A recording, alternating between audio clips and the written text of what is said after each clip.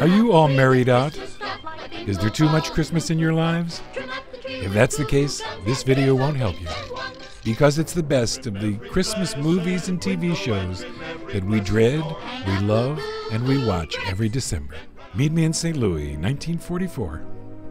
This sentimental favorite follows the Smith family through several holidays, but the one everyone remembers is Christmas, when Judy Garland sings "Have Yourself a Merry Little Christmas" to a nearly suicidal Margaret O'Brien. Next year all our troubles will be miles away.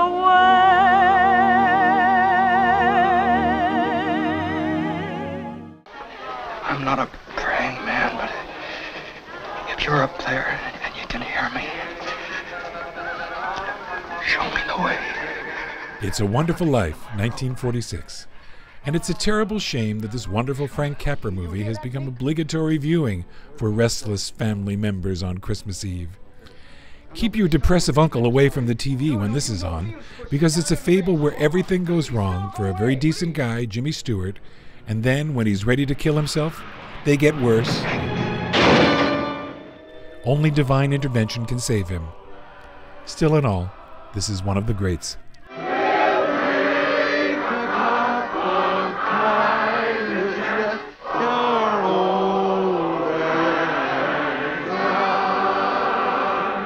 Scrooge, also known as A Christmas Carol, 1951.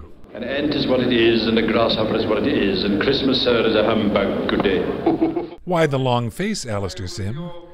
Because the great Scots comic actor is playing Dickens's favorite miser, Ebenezer Scrooge, in the finest version of A Christmas Carol.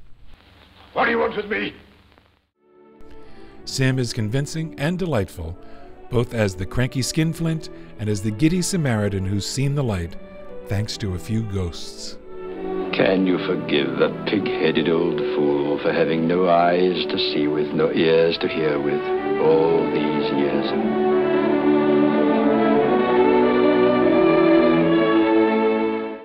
The Grinch hated Christmas, the whole Christmas season. Dr. Seuss's How the Grinch Stole Christmas, 1966. Some Scrooges are called Grinches. In the Chuck Jones TV classic from Ted Geisel's story, the Grinch is a mean one, stealing the toys from the adorable cherubs of Whoville. I'm not spoiling the ending to say he has a change of heart. In fact, it grows to normal size. Yours will swell too. And then the true meaning of Christmas came through, and the Grinch found the strength of 10 Grinches, plus 2. A Christmas Story, 1983.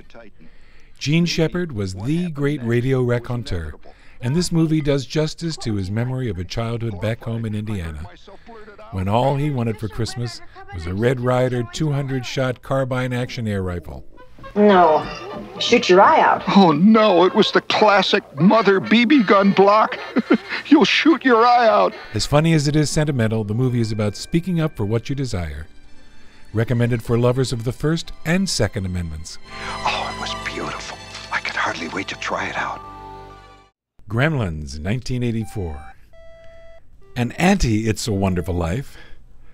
This is the horror comedy about an adorable little creature, Gizmo, who, when you get him wet, multiplies into very different kinds of creatures who run amok over a small Bedford Falls kind of town and create the kind of mischief that kids do when they run wild on Christmas after having gotten into the eggnog.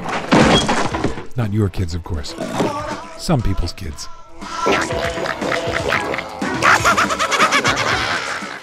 I made my family disappear. Home Alone, 1990. Little Kevin McAllister is a bit of a gremlin, too. When he gets left behind by his huge family, the house is his. He gets to do every mischievous thing he ever wanted to. Sleep late, eat too much, and try aftershave lotion.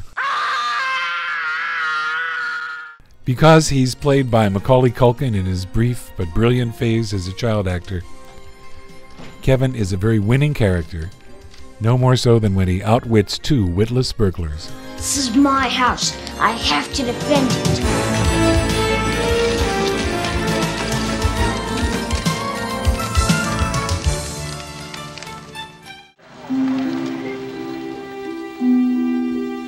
Edward Scissorhands, 1990. For a few years there, director Tim Burton was a one-man Christmas machine. He produced the animated film The Nightmare Before Christmas. He directed Batman Returns, which has its own peculiar Christmas theme, and the masterpiece Edward Scissorhands, the first of his 6 movies with Johnny Depp. That was the single most thrilling experience of my whole life. Edward is a boy with a lovely disposition and very sharp digits, which he uses to beautify suburban gardens and hairstyles. The movie itself is sweet and sad and sheer genius. I love you.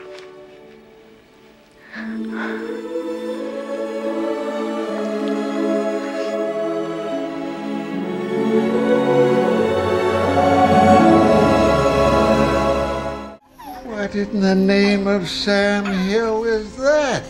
Elf, 2003. This could have been a horror movie. On Christmas Eve, a child is kidnapped by an invader in a red suit. Raised by elves, he grows tall, Will Ferrell tall. The best way to spread Christmas cheer is singing loud for all to hear. You're not singing. The best of Ferrell's comedies, and one of the finest Christmas parables of the last 30 years. Elf has smarts and heart. Stay till the end. It'll slay you. Santa Claus is coming to town.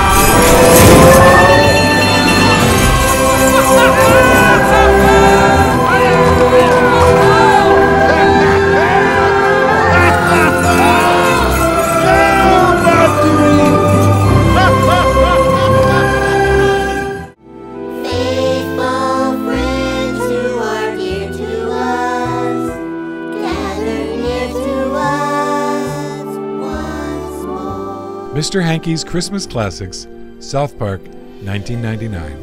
The 3rd season of South Park included this Christmas special, hosted by Mr. Hanky, the talking turd, and featuring seasonal songs, most of them written by Trey Parker. The episode makes spiky fun of holiday shows, but it ends with a sentiment true to the season. It's what yours truly, Richard Corliss, and all of us at time wish you.